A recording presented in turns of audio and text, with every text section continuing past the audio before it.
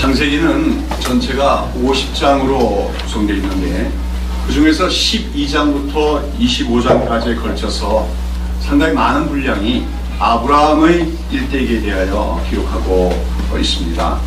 이처럼 아브라함에 대한 그 기록이 많은 까닭은 하나님께서 아브라함과 맺으신 언약, 즉 아브라함 그 언약이 이 성경에 나타나는 하나님의 구속 역사의 뼈대를 이루는 중요한 언약이기 때문이기도 하지만, 동시에 이제 그 아브라함이 믿음의 조상으로서 그 아브라함을 통해서 하나님 백성들에게 있어야 될 믿음이 어떠한 것인가 하는 것을 보여주고자 한 것이라고 할 수가 있습니다. 즉 우리가 창세기에 기록되어진 아브라함의 그 삶에서 나타나는 그 믿음의 특성은 모든 시대에 하나님을 믿는 하나님의 백성들에게 있어야 될 믿음의 샘플이라고 할 수가 있다고 하는 것이죠. 그런 가운데 우리가 그처럼 창세에 기록된 아브라함의 일대기를 쭉 살펴보면서 알게 되는 사실 중에 하나는, 하나님을 믿는 믿음이라고 하는 것은 사실상 하나님이 주시는 선물로서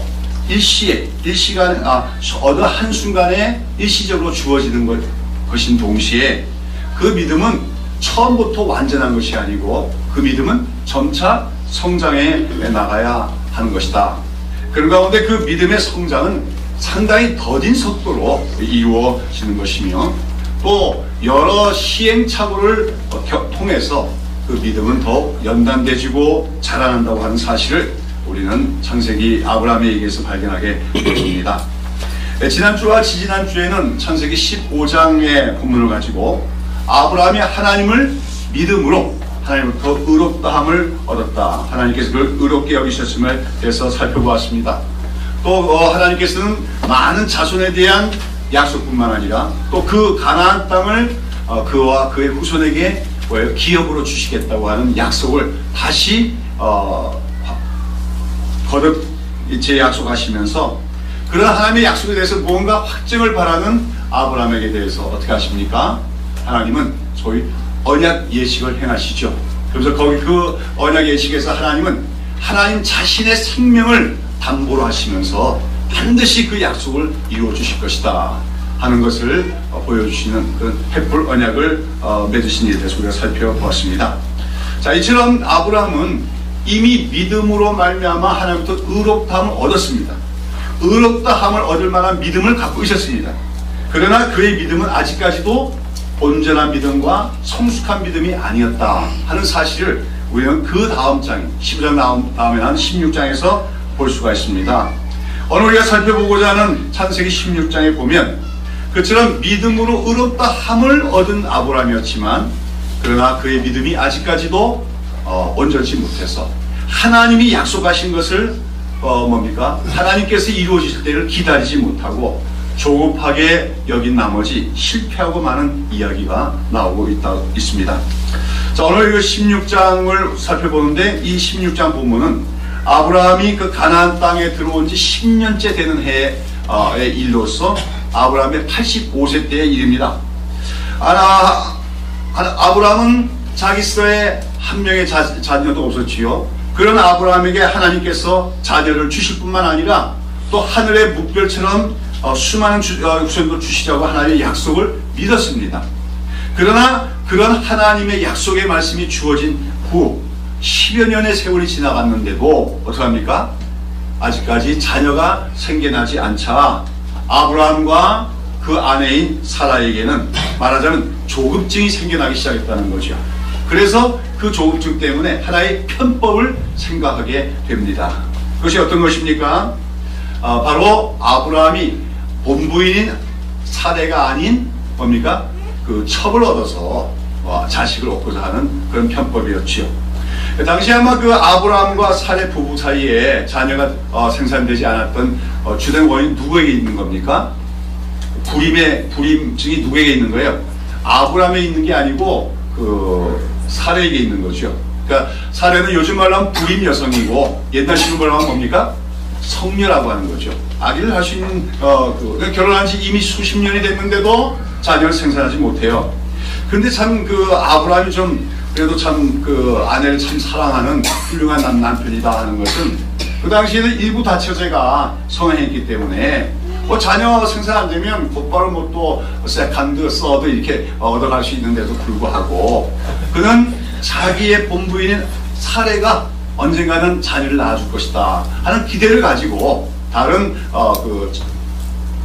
별도의 첩이나 처첩을 얻지 않고 있었다는 거죠. 그런데 어떡합니까? 시간이 자꾸 흘러갑니다. 하나님의 약속을 믿긴 믿지만 그러나 자신의 나이도 들어가고 사라의 나이도 들어가자 그 두 사람에게는 조급증과 함께 불안이 오기 시작했죠.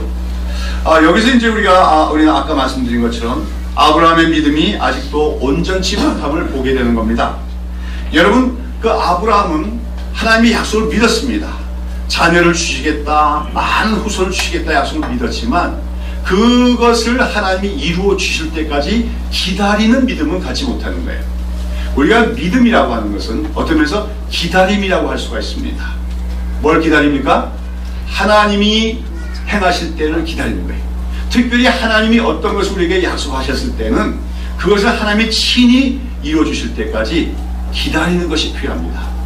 그런데 대부분의 경우 하나님의 약속은 신속하게 이루어지는 경우가 잘 없습니다. 보통 하나님의 약속은 더디게 이루어집니다. 그래서 인간적인 생각은 이거 안 되는 거 아닌가, 이렇게까지 하나님의 약속의 말씀은 잘 이루어지지 않을 때가 많다는 거죠. 이럴 때 성숙한 믿음은 뭡니까? 현실적으로는 아직까지 그 약속이 이루어질 어떤 조건도 안 보이고 여건도 안 보이더라도 그래도 하나님을 신뢰하며 그 말씀이 이루어지기까지 하나님의 때를 기다릴 줄 아는 것이 성숙한 믿음이라는 거예요. 그러나 여기서 이제 오늘 알다시피 아브라함은 아직까지 그런 온전하고 성숙한 믿음이 아니었습니다.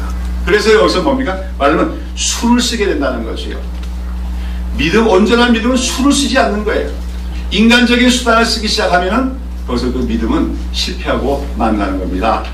자, 여기서 이제 아브라함과 사레가 택한 편법이 무엇이었습니까? 여기서 이제 사레는 어떤 방법을 남편에게 제시합니까? 자기의 여종이 애굽 여인인 하갈을 첩으로 맞아들여서 그 여종으로부터 통해서 그 자식을 낳으라는 것이죠. 그런데 그처럼 이제 여기 사례가 제안한 방법, 즉 여주인이 아이를 낳지 못할 때 그 여종을 시바지로 삼아서 자식을 낳게 하고, 그럴 때 이제 그렇게 낳은 자식은 누구의 양자가 되냐면 여주인의 양자가 되어집니다. 그리고 남편의 상쇼den이 될 수가 있는 것이죠. 이런 것은 이제 그 당시 중동 고대 문화에서는 많이 사용되던, 많은 사람들이 사용하던 그런 방식이었다는 거죠. 그러나 하나님께서는 아브라함에게 내가 너에게 자녀를 주겠다, 또 그 자녀를 통해서 하늘의 별처럼 많은 후손들을 주겠다고 말씀하셨을 때 그런 인간적인 방법으로 그것을 이루라고 말씀한 것이 아니었습니다. 하나님께서는 아기를 낳을 수 없는 성여인 사레의 태를 여시고 그녀를 통해서 그 약속의 자식을 주시고자 했던 것입니다만, 아브라함과 사레는 그처럼 하나님께서 친히 약속하신 것을 이루어질 때까지 그 때를 기다리지 못하고 어떤 겁니까? 인간적인 방법, 많은 사람들이 사용하는 그 세상적인 방법을 동원하고 만 것이었지요. 자, 그 결과 어떻게 됩니까? 자식을 얻었지요. 아브라함은 그 아내인 사레의 제안을 받아들여서 그 여종인 하갈로부터 아들을 얻게는 됩니다만은 이때부터 문제가 생깁니다. 그 가정이 평안치가 못한 것이죠. 오늘 보면 다 알지 않았지만 거기 보면 하갈이 어떡합니까? 자기 임신을 했어요. 누구의 아이입니까? 자기 주인의 상전의 아이예요. 그때부터 이 여종이 뭡니까? 분수를 지키지 못하고 교만한 마음이 들어서 자기의 원래 여주인인 뭡니까? 사례를 멸시하는 행동을 하게 됐다는 거죠. 우리가 훌륭한 사람과 그렇지 못한 사람의 차이는 어떤 지위에 올라갔을 때 알게 되죠. 그 사람들로부터 존경받는 자리에 올라갔지만 인격이 갖추지 않으면 그 자리에서 막말하고, 그렇죠? 그 권력을 남용하고 그런 예를 우리가 많이 보게 됩니다. 근데 참 이 가정 내에서도 마찬가지라는 거지요. 하갈은 여종입니다. 하인이지요. 그런데 참 그 주인의 아기를 잉태하게 되자 자기의 원래 상전인 여주인인 사례를 멸시하는 행동을 했고, 이것을 말미암아 사례가 어떻게 합니까? 마음의 고통을 느끼고 아브라함이 어떻게 할 것이냐 이렇게 묻고, 거기서 아브라함은 그 사례를 집에서 나가게 합니다. 그래가지고 제가 다 읽었지만, 그런데 그렇게 그 광야로 나갔던 하갈이, 임신한 하갈이 힘겨워하고 고통을 받는 가운데 하나님이 나타나셔서 그래도 그 하갈을 아브라함의 집으로 되돌아갈 수 있도록 은혜를 주십니다. 그래서 뭐냐면 지금 이러한 그 하갈이 임신한 것은 사실은 하나님 입장에서 원치 않는 임신이죠. 하나님이 시키신 것도 아니고 하나님이 원하신 것도 아닌 일이었지만, 그래도 하나님께서는 그 하갈이 임신한 그 아이가 그래도 언약에 하나님과 언약을 맺은 파트너인 아브라함의 그 자녀이기 때문에 그에게도 은총을 베풀어 주시는 것을 볼 수가 있습니다. 그래서 이제 하갈이 다시 아브라함의 집으로 돌아오게는 됩니지만, 우리가 예상키는 아무도 그 가정에서 늘 그 여자들 간에 늘 갈등과 시기와 이런 것들이 늘 있었지 않았겠나 우리가 예상할 수가 있다고 하는 것이죠. 그리고 이렇게 이제 아브라함이 하나님의 때를 기다리지 못하고 하나님의 방법으로 행하는 것이 아니라 인간적인 방법으로 이제 택해서 자녀를 낳게 되었는데, 그처럼 그 여종인 하갈에게서 낳은 아들의 이름이 뭡니까? 이스마엘이지요. 근데 그 후에 이제 이어지는 얘기를 쭉 보시면은, 우리가 창세기 21장에 가면 이제 아브라함이 86세에 이스마엘을 낳고, 그로부터 15년이 훨씬 더 지나서 101세가 돼서야 비로소 아브라함이 100세가 돼서야 아브라함이 뭡니까? 아들을 낳게 되어지지요. 그런데 그렇게 낳은 아들이야말로 하나님이 원래 주시겠다고 한 약속의 아들인데, 여기서 어떤 문제가 발생하냐면 그 여종 하갈에서 낳은 아들인 이스마엘이 서자지요. 그 서자가 적자인 동시에 하나님이 원래 약속했던 자녀인 그 이삭을 괴롭히고 학대한 일이 발생하게 되어집니다.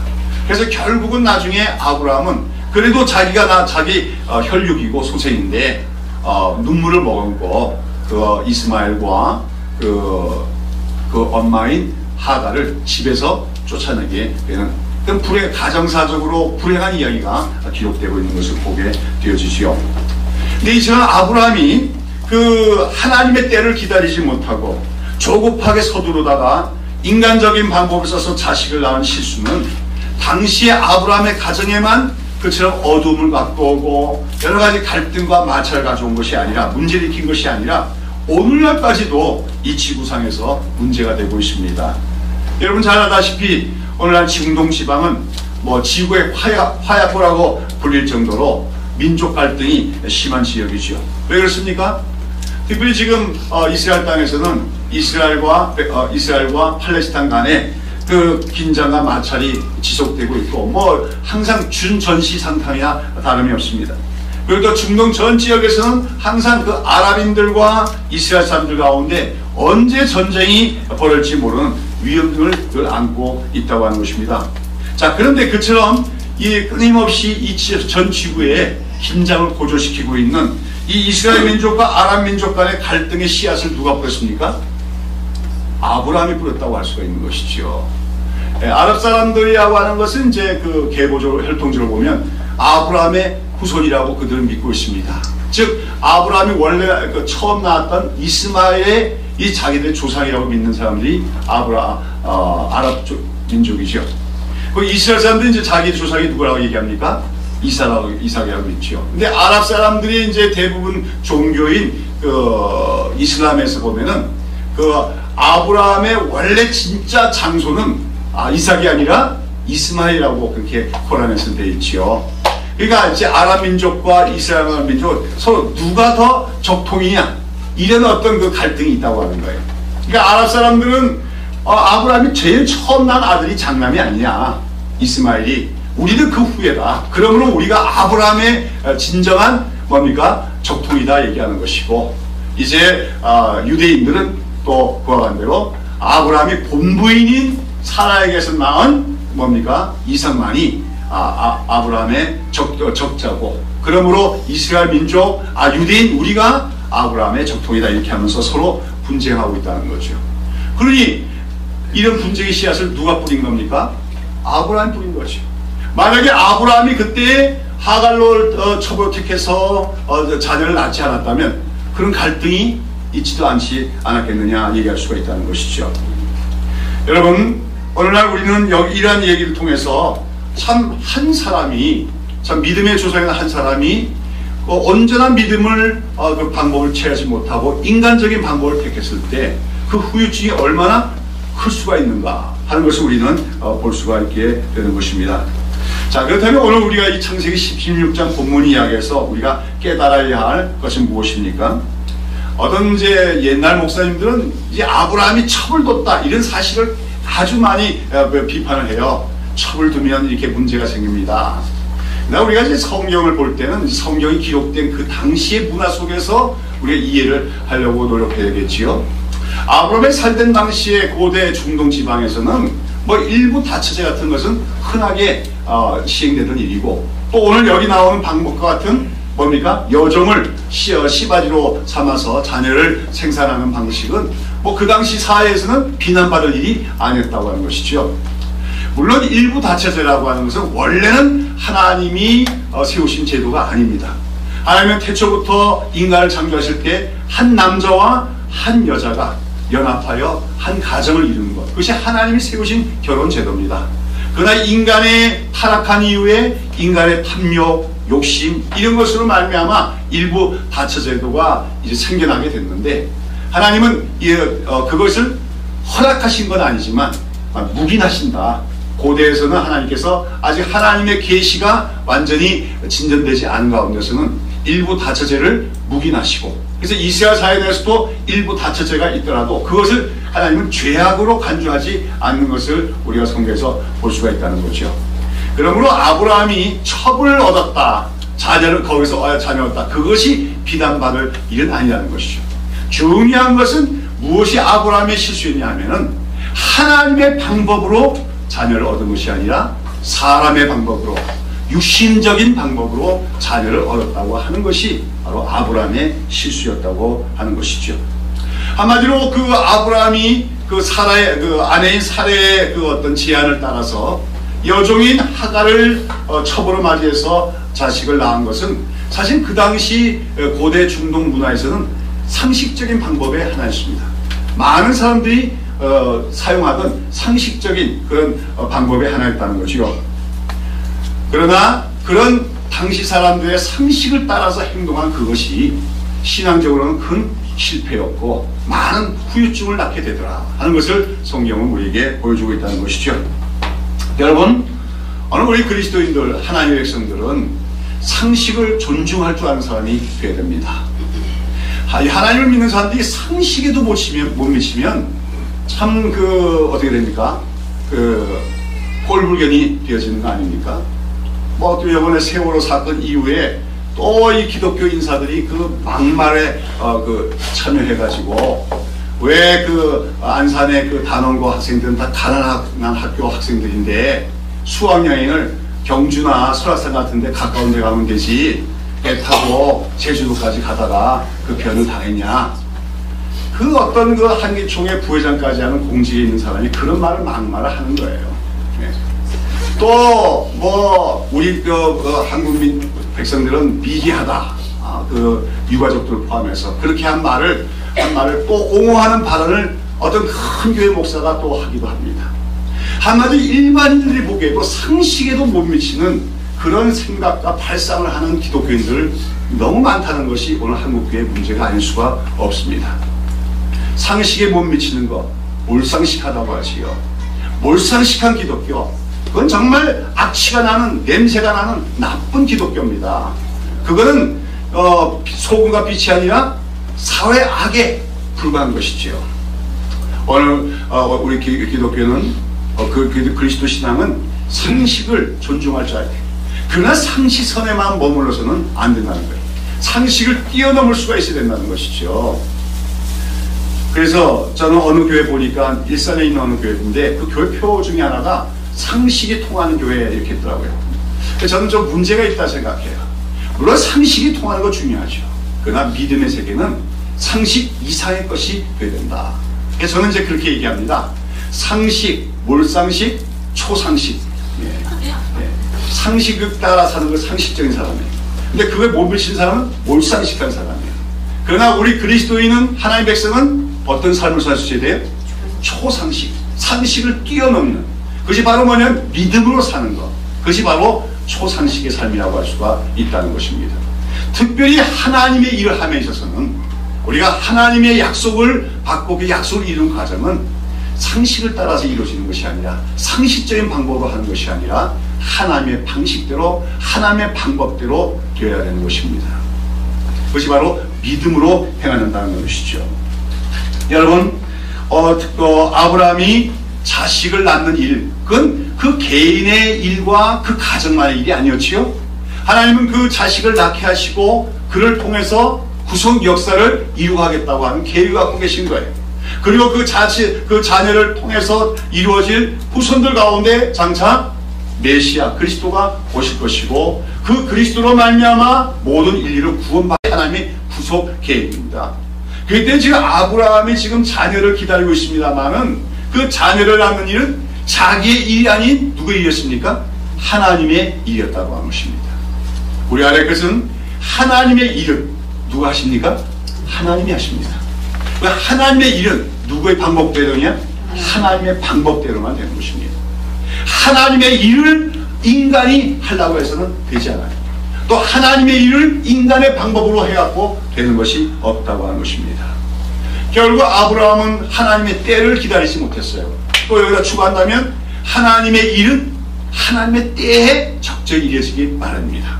그래서 우리가 성숙한 믿음, 온전한 믿음은 그러한 하나님의 때를 기다릴 줄 아는 것도 성숙한 믿음의 한 중요한 특성이지요. 그러나 아브라함은 그 하나님의 때를 기다리지 못합니다. 그리고 세상의 상식을 따른 방법으로서 인간적인 방법을 동원해서 그 약속을 이뤄보고자 했지만, 거기서 낳게 된 아들은 하나님이 원하신 아들이 아닌, 하나님이 원치 않는 별종의 아들을 낳게 되어진 거죠. 이제 우리가 상담학 같은 거 하고 그럴 때 중요한 것이, 이제 어떤 사람을 클라이언트를 면접할 때 그 사람이 소위 원티드 차일드냐 언원티드 차일드 하는 게 굉장히 중요한 관점이에요.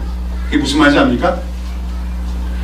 그 부모가 아기를 임신했을 때 원해서 낳은 자녀냐, 아니고 원치도 않는데, 낳기 원치 않는데만 사고로 생긴 아들이냐, 이건 굉장히 중요한 관점이 되어져요. 그것이 태아 안에서부터 벌써 아이의 인격 형성에 영향을 준다고 하는 거죠.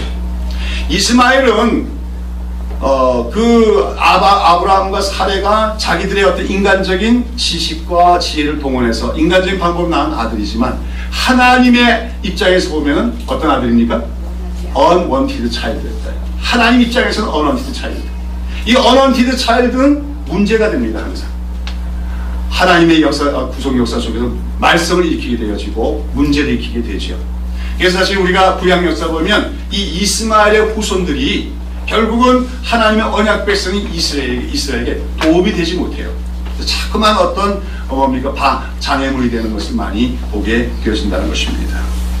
여러분, 오늘 우리가 기억해야 될 것은, 온전한 믿음은 무엇이냐, 성숙한 믿음은 무엇이냐, 하나님의 때를 기다릴 줄 알아야 된다.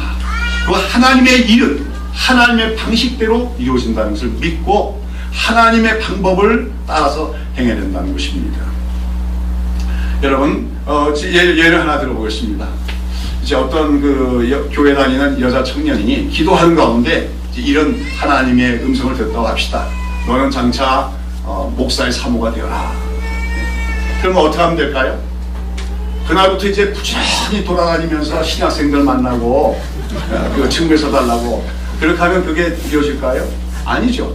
만약 정말로 그 청년에게 하나님께서 너는 목사 사모가 되라고 말씀하셨다면, 그 적절한 배우자도 누가 주실까요?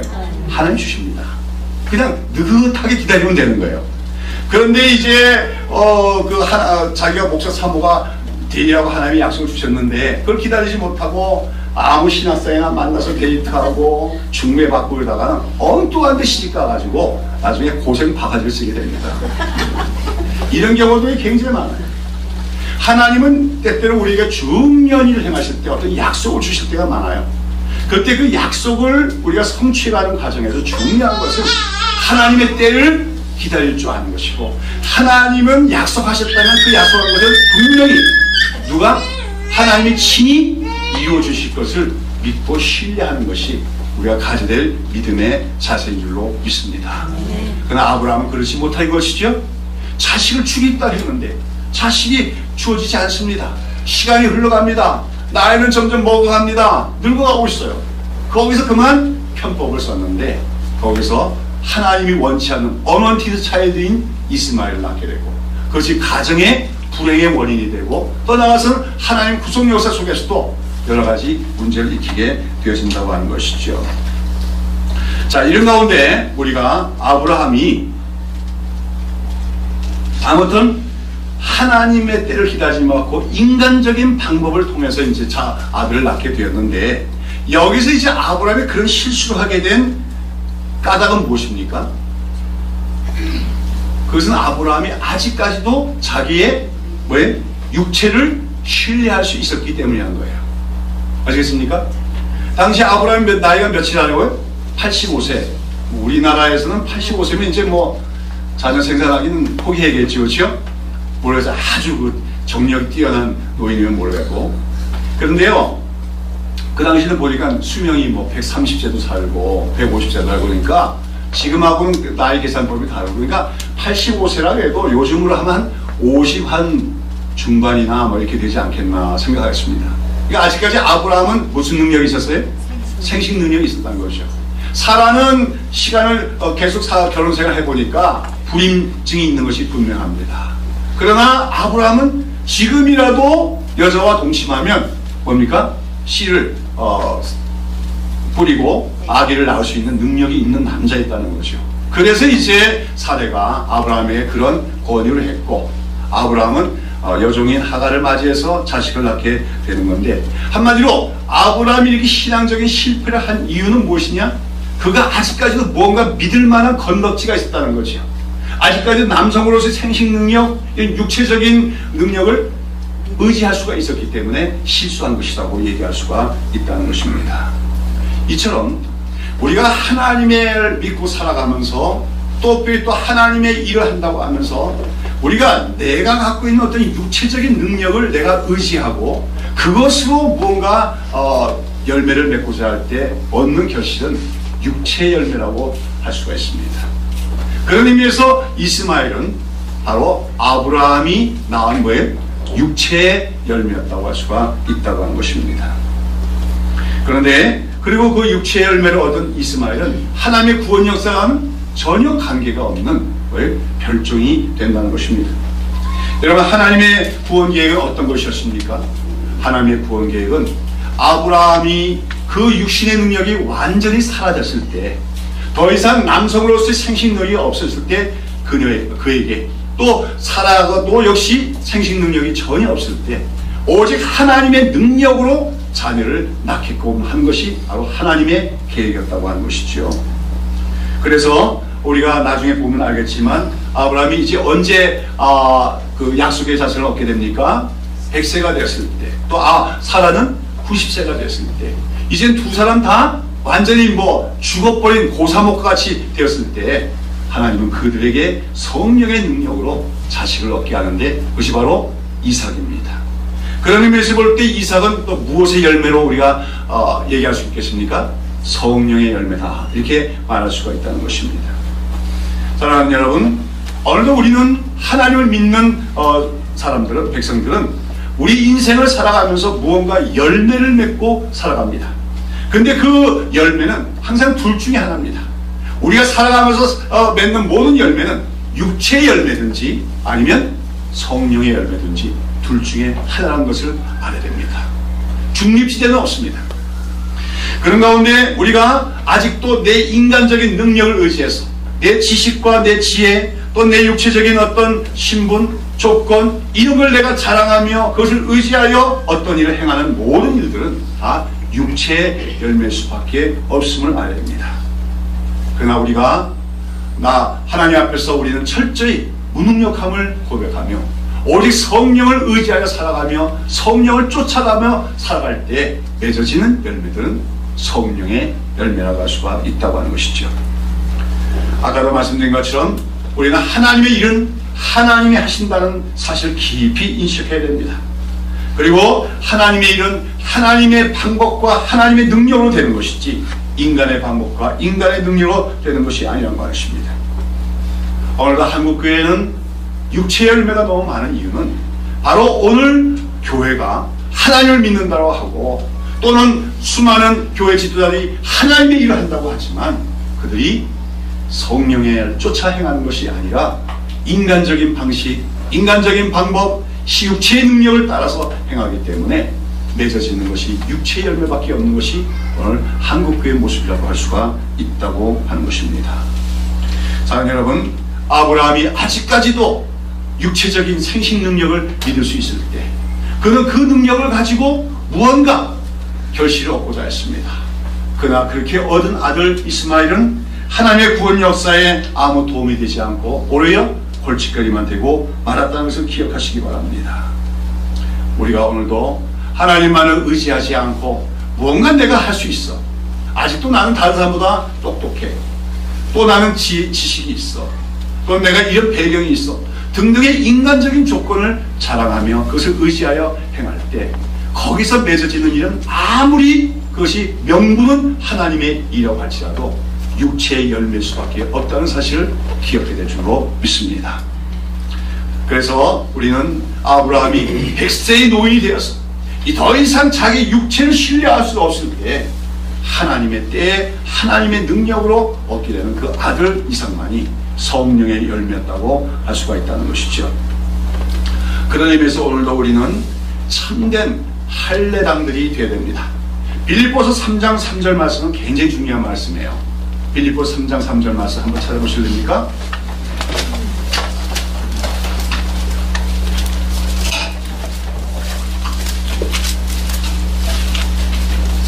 빌립보서 3장 3절 시작.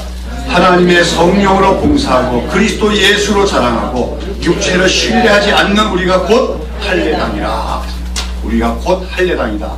할례당은 참으로 할례 받은 자라는 말이에요.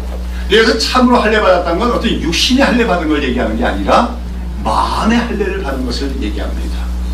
하나님은 육신의 할례 받은 자를 참된 하나님의 백성으로 여기지 않습니다. 참된 하나님의 백성은 할례를 받되 어디에 할례를 받은 사람이에요? 마음의 할례를 받은 자예요. 근데 그 마음의 할례를 받은 참 할례당의 특징은 어떻다는 거예요? 하나님의 성령으로 봉사하고, 이 봉사한다는 예배를 드리는 것과 하나님의 일을 하는 모든 것을 얘기합니다. 오직 하나님의 성령으로만 하나님을 섬기고 하나님 일을 행하며, 그 다음에 또 말했어요? 그리스도 예수로 자랑하고 육체를 신뢰하지 않는 것이라고 했습니다. 이건 거꾸로 오늘 교회 안에 어떤 사람이 있을 수가 있는 것을 얘기하는 겁니까? 예수 그리스도만 자랑하는 것이 아니라 자기의 인간적인 조건들을 자랑하고 자기 육신적인 조건을 자랑하면서 또 뭐예요? 육체의 능력을 의지하는, 여기서 육체적 능력은 뭐 힘이 있다는 얘기가 아니라 무슨 학력이라든지 학벌이라든지 또 인간적인 배경 또 뭐 교회당의 크기 이런 것들이 다 육체죠. 그런 걸 신뢰하면서 하나님의 성령으로 하나님을 섬기지 않는 것, 하나님의 일을 하지 않는 자들, 그런 사람은 말하면 뭐라는 거예요? 가짜 할례당이다 하는 말씀이죠. 한마디로 참된 하나님의 백성들은 어떤 사람입니까? 하나님의 성령으로 하나님을 섬기는 사람들입니다. 그 그리스도 예수의 십자가만 자랑하며 자기 육체를 의지하지 않고 오직 하나님의 능력만 의지하는 사람, 그 사람이 참된 할례당이고, 그런 하나님의 백성들이 일상 모든 삶을 살아가면서 하나님을 의지하여 살아갈 때 맺게 되는 열매가 바로 성령의 열매임을 기억해야 될 줄로 믿습니다. 얼마나 가졌는가, 얼마나 배웠느냐, 얼마나 크냐 등등 인간의 외적인 조건을 자랑하는 사람은 아직도 하나님의 일을 이해하지 못하는 거짓 할례당에 불과합니다. 참된 하나님의 사람은 날마다 자기를 부인하며 자기를 십자가에 못 박아 죽이며 오직 범사에 하나님의 능력, 성령의 인도하심을 쫓아 살아가는 삶이라는 것이죠. 자, 여러분, 아브라함은 자기가 아직 자신의 육체의 능력이 있는 동안에는 육체를 의지하였기 때문에 인간적인 방식으로 행하다가 하나님의 일을 오히려 그르치고 말았습니다. 그러나 그 후에 세월이 더 지나가서 그의 육신적인 능력이 다 사라지게 됐을 때 온전히 하나님만을 의지하게 되어지고, 그럴 때 하나님은 그 약속의 자손을 주시게 되어진다는 것이죠. 그러므로 오늘 우리는 세상 사람들은 무엇을 자랑합니까? 육체를 자랑하면서 살아요. 인간들은 한마디로 오늘 세상에 신문에서 보든 TV에서 보는 건 다 육체적인 자랑의 전시장이라고 얘기할 수 있습니다. 누가 더 크냐, 누가 더 아름다우냐, 그렇죠? 그 다음에 누가 더 부유하냐, 누가 더 지식이 많으냐 등등 가지고 인간은 서로 비교하며 거기에서 더 고지에 올라가려고 노력하며 경쟁하며 사는 것이 세상 사람들의 삶의 방식입니다. 그런데 우리는 그런 속에서 그런 것을 추구하며 그런 것을 의지하여 살아가는 사람들이 아니라 오히려 우리의 부족함과 우리의 무능력함을 오히려 하나님께 앞에서 감사하며 자랑할 수 있는 사람들이 되야 될 줄로 믿습니다. 사도 바울은 고린도후서 12장 10절에서 말하기를 내가 약할 그때가 곧 강함이라고 그는 고백하고 있습니다. 바울은 사실은 이전에는 자랑할 만한 것이 많은 사람이죠. 좋은 가문과 많은 학력이 있었습니다. 또 지식도 많았습니다. 바리새인으로서의 열심도 있었습니다. 그러나 예수 그리스도를 만난 후에 그 모든 것을 배설물로 여기면서 오히려 자기에 있는 연약함들, 육체적인 질병과 가난과 핍박받는 것, 이런 것들을 오히려 자랑한다고 했습니다. 왜요? 그 자신의 연약함 때문에 누구만을 의지할 수 있기 때문에, 하나님만, 주님만 전적으로 의지할 수 있었기 때문에 그것이 자기에게 주어진 하나님의 족한 은혜라고 그는 얘기하고 있다고 하는 것입니다. 사랑하는 여러분, 오늘도 우리 사회는, 인간 사회는 계속해서 사람들을 경쟁하도록 부추기고 있습니다. 그래서 육체적인 능력을 더 많이 갖게 되는 것이 성공이라고 얘기하고 있습니다. 그러나 그 육체적인 능력을 자랑하며 그 열심히 해서 이루어내는 모든 것들은 육체의 열매에 지나지 않습니다. 그런 가운데 우리는 오히려 그런 것보다도 우리의 여러 가지 연약함 때문에, 때로는 내가 없는 것 때문에 오히려 하나님만을 의지할 수 있다면 그것이 사실은 진실한 감춰진 축복임을 기억하는 우리가 되어야 될 줄로 믿습니다. 가난합니까? 가난하기 때문에 주님만을 더 의지하십시오. 그것이 여러분의 복입니다. 여러분 두드러진 똑똑함이 없습니까? 그러면 하나님 의지하십시오. 지혜 달라고. 그럴 때 하나님은 신령한 지혜를 주실 줄로 믿습니다. 특별히 오늘도 말씀 주신 것, 제가 전한 것처럼 특별히 하나님, 온전한 믿음은 하나님의 때를 기다릴 줄 아는 것이다. 내가 먼저 나서서 내 힘으로, 내 힘으로 뭔가 이루려고 하는 것이 아니라 하나님의 때를 기다릴 줄 아는 것이다. 특별히 하나님이 약속하신 어떤 것이 있을 때 그것을 참고 인내하며 기다리는 믿음이 성숙한 믿음이고 온전한 믿음인 줄로 믿습니다. 우리 개개인에게 하나님은 약속도 주시지만 특별히 교회에게도 약속을 주십니다. 여러분, 우리 새벽기숙교회에게 분명히 하나님 주신 약속의 말씀이 있습니다. 누가복음 12장 32절에서 주님은 말씀하십니다. 적은 무리여 무서워 말라. 너희 아버지께서 그 나라를 너희에게 주시기를 기뻐하시니라고 했습니다. 누구에게 주신다고요? 많은 무리에게? 큰 무리에게? 힘 있는 무리에게? 아닙니다. 참 보잘것없는, 정말 한 줌도 안 되는 그 제자들, 그러나 그 예수님은 그 제자들에게 적은 무리여 무서워 말라. 너희 아버지께서 그 나라를 너희에게 맡기시기를, 주시기를 기뻐하시냐고 말씀하셨습니다. 오늘 이 한국교회, 무너져가는 한국교회는 다시 세워져 나가야 됩니다. 다시 말하자면 하나님 나라가 다시 새롭게 세워져 나가야 되는 거죠. 그 일을 하나님은 누구에게 맡겨주실까요? 능력이 많고 자랑할 것이 많고 외형적인 성장과 크기를 자랑하는 그러한 무리들에 의해서 이루어지는 것이 아니라, 하나님은 정말 작고 보잘것없지만 오직 하나님만 의지하는, 하나님의 능력만을 의지하는 그러면 하나님이 약속하신 것을 하나님의 때에 적절하게 이룰 수 있도록 믿고 참고 기를 줄 아는 그 적은 무리를 통해서 하나님의 그 뜻은 이루어질 줄로 믿는 것입니다. 참 우리가 이 아브라함의 얘기를 쭉 살펴보면서 참 감사하고 또 위로받을 수 있는 것은 무엇입니까? 아브라함은 믿음의 조상이라고 불립니다. 그러나 그의 믿음이 처음부터 완벽하고 처음부터 견고한 믿음이 아니었다는 것이죠. 그러니까 창세기 12장에 보면 그가 한때는 믿음이 없어서 즉 인간적인 방법으로 남자라도 부끄러운 일까지 합니다. 그러나 그런 아브라함을 하나님은 사랑으로 돌보시며 양육해 주십니다. 그런 가운데 그 믿음이 점차점차 자라가고 있어요. 그러나 오늘 살펴본 것처럼 또다시 비록 하나님을 믿기 때문에 하나님께서 의롭다함을 얻고도 있지만 그러나 아직까지도 그 믿음이 온전치 못하여서 하나님의 때를 기다리지 못하고 하나님의 방법으로 행하는 것이 아니라 인간적인 방법을 택했다가 실패하는 또 모습을 보게 되어집니다. 그러나 아브라함의 일대기 전체를 멀리 한 그런 아브라함을 하나님은 내버리지 않습니다. 계속해서 그를 돌보시고 또 그에게 다시 말씀을 주시고 그런 가운데 인간적으로는 점점 연약해지지만 그러나 그 속에서 그의 믿음은 점점 견고해지며 나중에 온전한 믿음의 자리까지 이르는 것을 보게 되어진 줄로 믿습니다. 사랑하는 여러분, 오늘 이러한 아브라함의 믿음의 양육 과정과 성장의 과정이 우리 모두의 이야기가 될 수 있기를 바랍니다. 우리 믿음이 오늘 하나님을 믿습니다. 예수 그리스도의 십자가의 은혜를 믿습니다. 우리는 그 믿음으로 이미 의롭다함을 얻었습니다. 그러나 우리는 의롭다함을 얻는 구원을 얻는 믿음에서만 머무를 것이 아니라 우리가 온전히 하나님을 의지하며 모든 일을 행할 때 내 뜻과 내 지혜와 내 능력을 의지해서 행하는 것이 아니라 오직 하나님의 능력을 의지하여 하나님의 때에 하나님의 방법을 이루시도록 믿고 신뢰함으로써 우리 삶에서 마침내 육체의 열매들이 아닌 성령의 열매만을 맺어낼 수 있는 그런 참된 하나님의 백성이 다 될 수 있기를 예수의 이름으로 축원합니다. 기도하겠습니다.